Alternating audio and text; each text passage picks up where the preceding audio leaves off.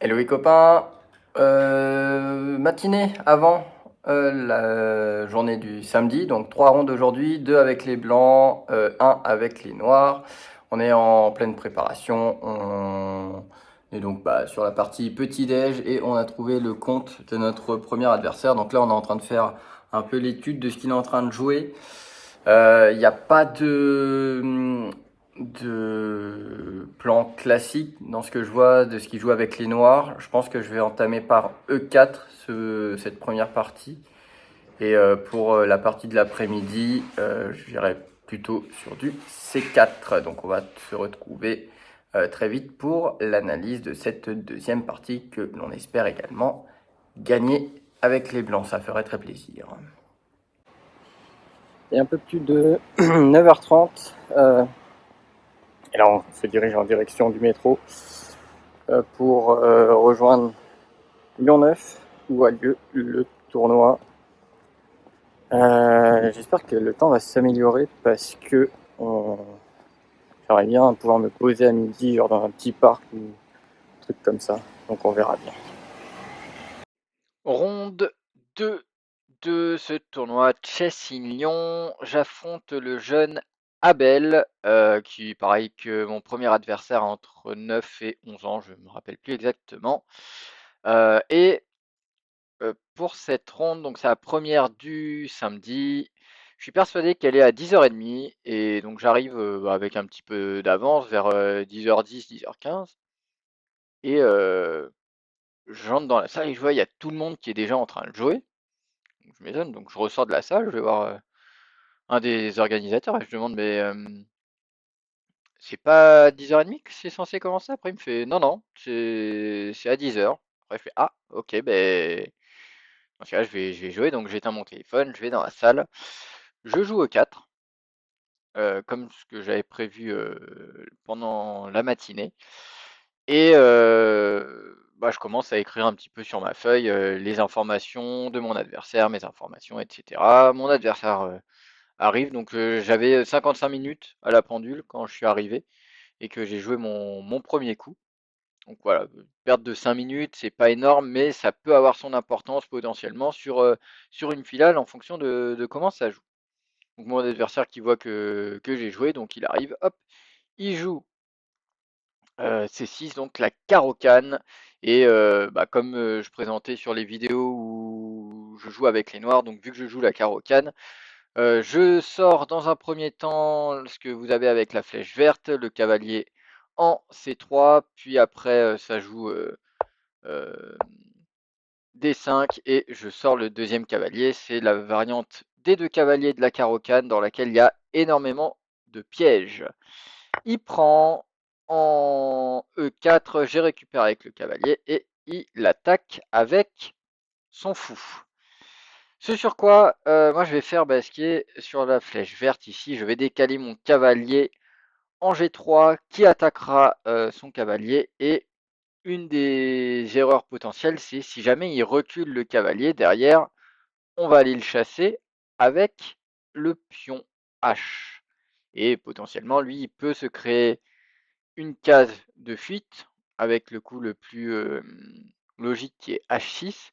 Sauf que derrière, moi je peux l'attaquer. Et bon, s'il recule, c'est une énorme faute parce que derrière, ça va être quasiment que des coups forcés et on va être très très proche du mat.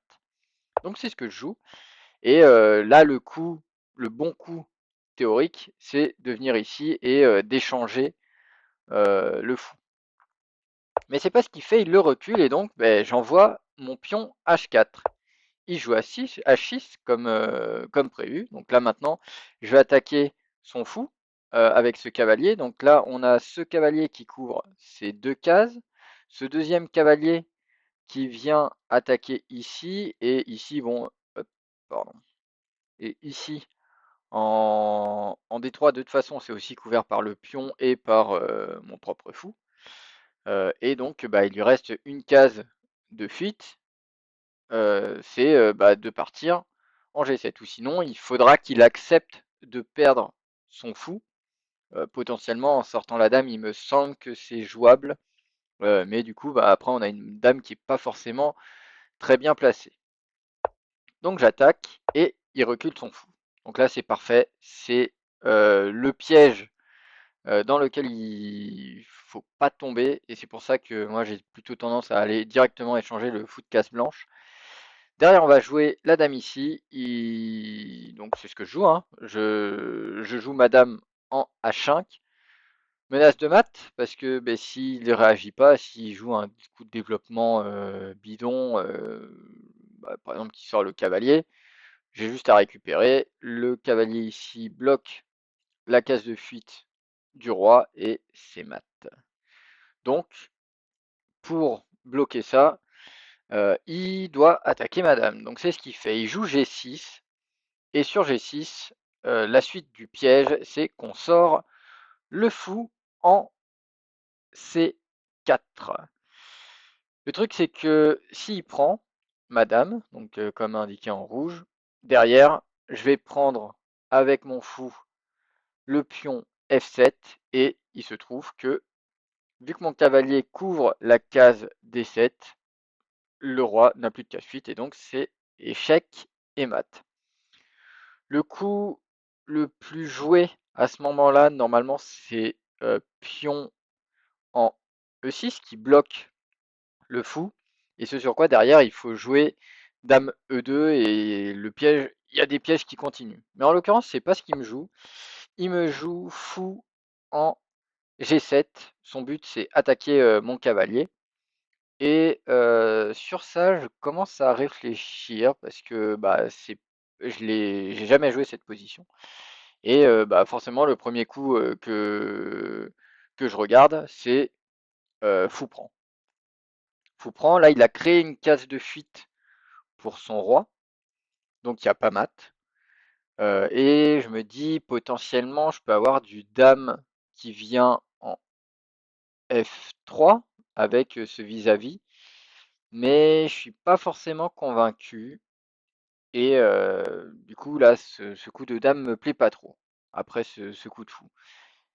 Par contre je me dis l'autre possibilité que j'ai, c'est ben, de venir faire échec ici avec mon cavalier. Donc là, son roi serait échec. Et lui, il a deux solutions à ce moment-là.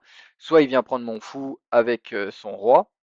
Et dans ce cas-là, je pense il y a une découverte avec mon cavalier. Je vais prendre sa tour avec un double échec en plus.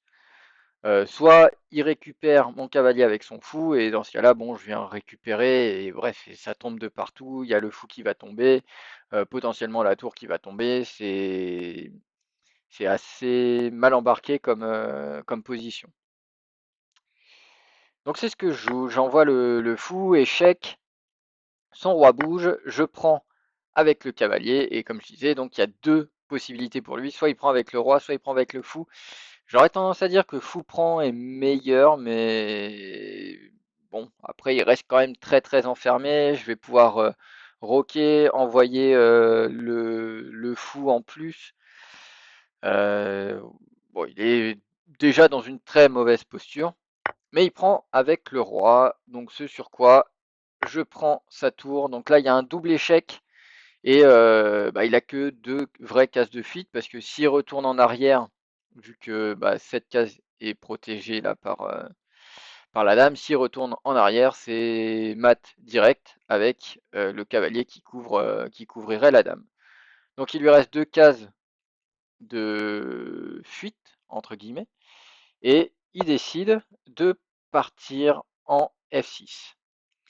Là, je regarde un petit peu tous les échecs que j'ai de possibles. Donc, je commence à regarder d'abord cavalier E4, donc qui attaque son roi, mais je suis pas forcément convaincu. Et après, le deuxième coup que je regarde, c'est dame F7.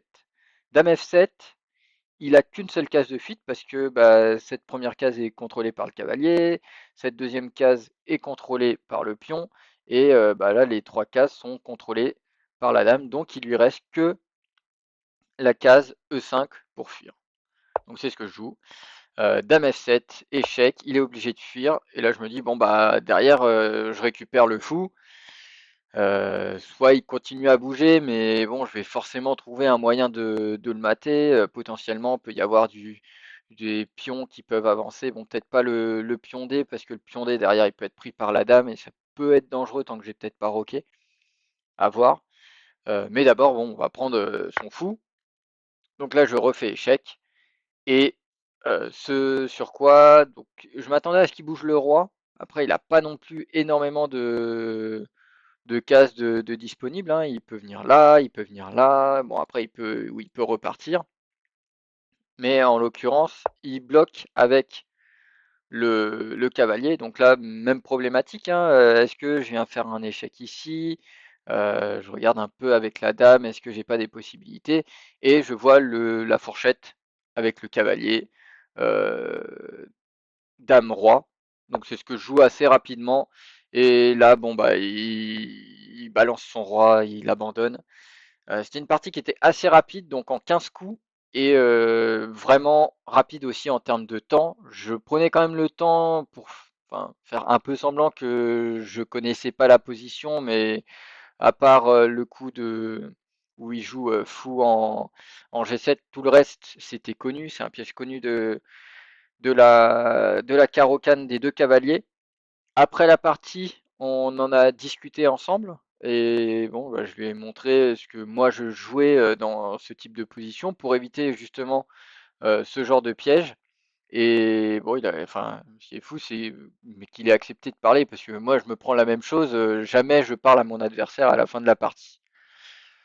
Mais voilà, donc très content parce que victoire avec les Blancs, ça fait extrêmement plaisir. Donc on a déjà rempli notre premier objectif qu'on s'était fixé en début de tournoi qui était d'obtenir le plus rapidement possible une victoire avec les Noirs et une victoire avec les Blancs, sachant qu'avec les Blancs, je trouve que je suis toujours en difficulté comparé à quand je suis avec les Noirs.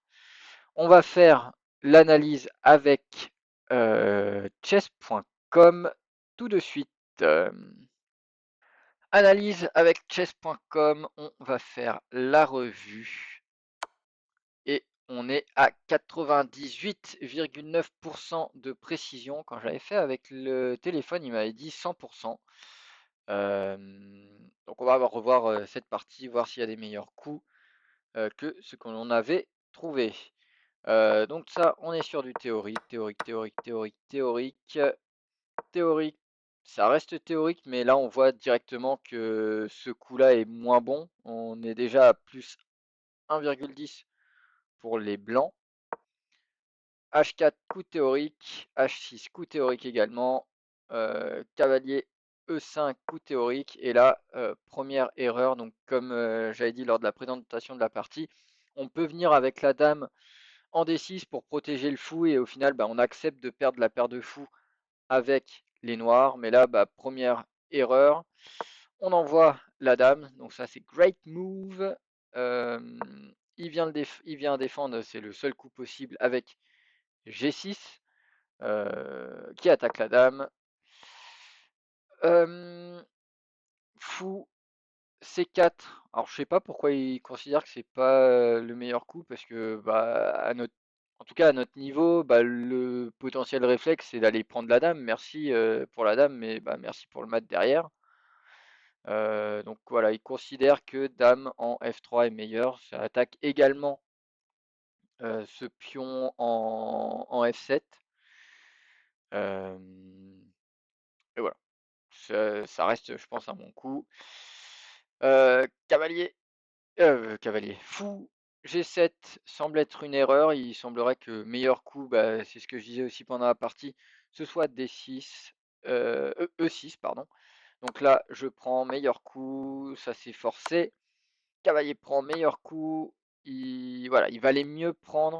Donc là, dans les deux lignes possibles, il y en a une qui mène à plus 4,95, qui est déjà énorme. C'est l'équivalent d'une tour en plus. Ou bah, plus 8, en l'occurrence, quand il prend le roi. Et derrière, on prend la tour. Là, il valait mieux qu'il bouge aussi en E6. Dame qui fait échec, meilleur coup, c'est forcé. Là, on prend meilleur coup. Il vient boucher avec le cavalier, mais voilà, il n'avait pas forcément vu la, l'échec final. Et donc, on termine la partie sur cette fourchette royale. Voilà, pas grand chose à redire. Il y a juste bon bah ce coup, mais pour moi ça fait partie du piège en fait de sortir le fou à ce moment-là plutôt que de sortir avec de reculer avec la dame en F3. Et donc oui, au global, une précision de 98,9% avec un great move. J'espère que cette partie vous aura plu et on se retrouve la semaine prochaine pour la ronde 3 où j'affronte un adversaire qui a également fait 2 sur 2. À plus. Bon, sur cette deuxième partie, victoire expéditive contre le petit. Il est rentré dans les pièges de la Caro-Kann. Donc là, il nous reste 2h30 avant la prochaine ronde. Je vais essayer de trouver un café pour m'y poser.